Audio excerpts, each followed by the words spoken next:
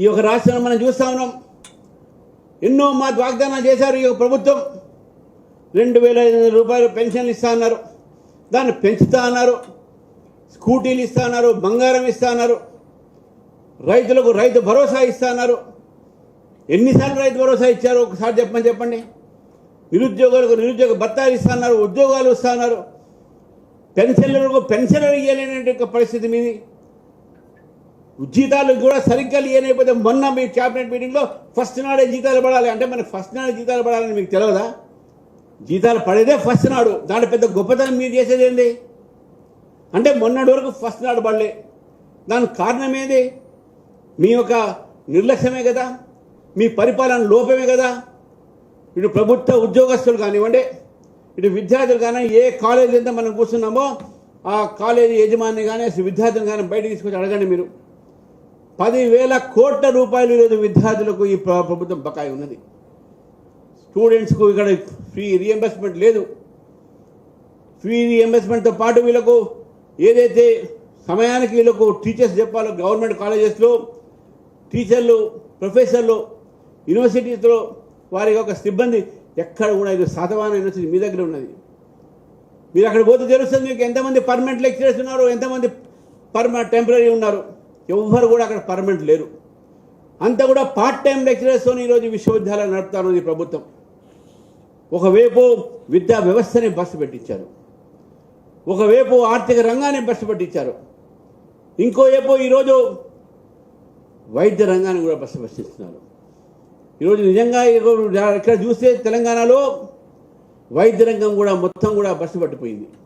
ఏ రంగం ఈరోజు ఈ యొక్క కాంగ్రెస్ పార్టీ వచ్చిన తర్వాత మంచిగా పనిచేసిన ఒకసారి అడుగుతా ఉన్నాను. హైదరాబాద్ లాంటి నగరంలో రియల్ ఎస్టేట్ మొత్తం పోయింది. మొత్తం రియల్ ఎస్టేట్ మొత్తం కూడా కుప్పగోలింది. రైతుల ఒక సమస్య మనం చూస్తూ ఉన్నాం, రైతుల ఒక వ్యవసాయం కుప్పగోలింది.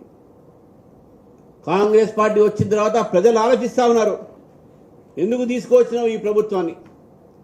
గత ప్రభుత్వం ఇంకా ఘోరంగా చేసినటువంటి దీంట్లో దానికన్నా ఘోరంగా మీరు చేస్తున్నారు కాబట్టి, ఇద్దరిని కూడా చూశారు కాబట్టి ఈరోజు ప్రజలు ఈరోజు రెండు పార్టీలను కూడా ఉద్వాసం ఇచ్చేటటువంటి రీతిలో ఆలోచిస్తూ ఉన్నారు. ఈరోజు మాట్లాడుతూ ఉన్నారు రైతుల గురించి. రైతుల కంటే పోయిన ప్రభుత్వం వాళ్ళు చెప్తా ఉన్నారు 24 గంటలు ఉచితంగా ఇచ్చినామని చెప్పేసి. కేంద్ర ప్రభుత్వం మీటర్లు పెడుతుందని చెప్పి ఆ ప్రచారాలు చేసి డిస్కామ్లకు దాదాపు 70,000 కోట్ల బకాయిలు చేశారు వాళ్ళు. 70,000 కోట్లు, దాదాపు 64-65 కోట్ల రూపాయల బకాయిలు డిస్కామ్లకు ఇచ్చారు. ఎవరు ఎంత వాడినో ఏం వాడినో తెలియదు, కానీ డిస్కామ్లకు మాత్రం బకాయిలు పడ్డారు. కొత్త విధానాన్ని తీసుకొచ్చింది ఈ ప్రభుత్వం. నేను ఈ ప్రభుత్వాన్ని ఒకటే కోరుతా ఉన్నాను, ఏ విధంగా అయితే గత ప్రభుత్వం బకాయిలు పెట్టి ఎంతోమంది డిస్కామ్లతోని ఈరోజు అవినీతికి స్కోప్ అక్కడ ఇచ్చారో, ఏదైతే అవకాశం ఇచ్చారో ఆ అవినీతికి ఇక్కడ అవకాశం రాకుండా చూడండి. విద్యుత్ ధర సామాన్యం మీద పెరగకుండా చూడండి. మీరు కొత్త విధానాలు చేసుకొస్తారు కాబట్టి దాని మీద మాట్లాడాల, కానీ ఈ విధానాలు మాత్రం సామాన్యుల మీద ఏదైతే విధంగా మీరు ఆర్టీసీ బస్సు ఛార్జీలు పెంచారో రేపు కరెంటు ఛార్జీలు కూడా పెంచే అవకాశాలు స్పష్టంగా కనబడతా ఉన్నాయి. సామాన్యుడి మీద మీరు మోత వేస్తా ఉన్నారు, సామాన్యుడి మీద భారం పెడతా ఉన్నారు. కాబట్టి అటువంటి ప్రయత్నం చేస్తే ఇటు రైతు మీద కానీ ఇటు సామాన్యుడి మీద కానీ కరెంటు ధర మీద మీరు పెంచితే భారతీయ జనతా పార్టీ తప్పకుండా దాని మీద ఉద్యమిస్తుందని చెప్పి తెలియజేస్తున్నాం మిత్రులారా. నిజంగా ఈరోజు బాధ అనిపిస్తూ ఉంటుంది. గత ప్రభుత్వము మొత్తం రాష్ట్రాన్ని దోచుకున్నది. కాళేశ్వరం లాంటి ప్రాజెక్టులు కట్టి ఏటీఎంలు తయారు చేసుకున్నది. వాళ్ళకి కాళేశ్వరం తిన్నారు కదా అని చెప్పేసి మనకి ఏం లేదు కదా అని చెప్పి మీరు కొత్త ఆలోచిస్తాను.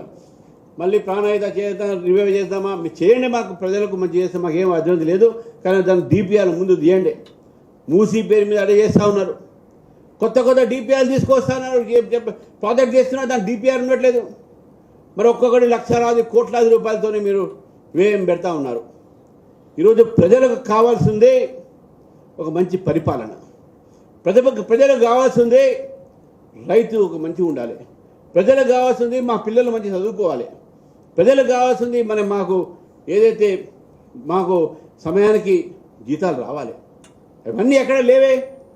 దాదాపు 66 మంది ఈరోజు రిటైర్డ్ పెన్షనర్స్ ఆత్మహత్య చేసుకున్నటువంటి ఒక దాఖలాలు మన తెలంగాణ ఉన్నాయి. ఇలా కుటుంబాలకు ఏం ప్రశ్న ఏం జవాబు ఇస్తారు? హైకోర్టు చీవాట్లు పెట్టేదాకా రిటైర్డ్ పెన్షన్లకు మీరు వాళ్ళకి బెనిఫిట్స్ మీరు ఇవ్వలే. కాబట్టి ఈరోజు ప్రభుత్వం మీది, మీరు నడపాల్సిన అవసరం ఉన్నది. ఈరోజు భారతీయ జనతా పార్టీ మీద అభండాలు వేసే ప్రయత్నం చేస్తూ ఉన్నారు. నేను మొన్న కూడా చెప్పాను, మళ్ళీ ఒకసారి మీకు చెప్తా ఉన్నాను మిత్రులు, మన ప్రజల దగ్గర పోయేటప్పుడు ఈ విషయం చెప్పాల్సిన అవసరం ఉన్నది. రాష్ట్ర ఒక నాయకులు మాట్లాడుతున్నారు, కాంగ్రెస్ నాయకులు, టీఆర్ఎస్ నాయకులు, కేంద్ర ప్రభుత్వం ఏమిచ్చింది ఒక రాష్ట్రానికి అని చెప్పేసి. ఒకటే మాట చెప్తా ఉన్నాను, ఈ జాతీయ రహదారులు ఇచ్చింది కేంద్ర ప్రభుత్వం కాదా? తెలంగాణకు దాదాపు 12 జాతీయ రహదారులు ఇచ్చి కోట్లాది రూపాయలతో జాతీయ రహదారులు మనం వేయడం జరిగింది. పక్కన ఉన్న భూపాలపల్లి జిల్లాలో, ములుగు జిల్లాలో ఆ జిల్లా సంబంధించినటువంటి ఒక సెంట్రల్ యూనివర్సిటీ ట్రైబల్ సెంటర్ నుండి మనం వేయడం జరిగింది. ఎయిమ్స్ బీబీ నగర్లో కేంద్ర ప్రభుత్వం వేయడం జరిగింది. ఈరోజు ప్రజలకు 5 కిలోల బియ్యం ఉచితంగా కేంద్ర ప్రభుత్వం ఇస్తున్న విషయాన్ని కూడా గుర్తుపెట్టుకోవాలి.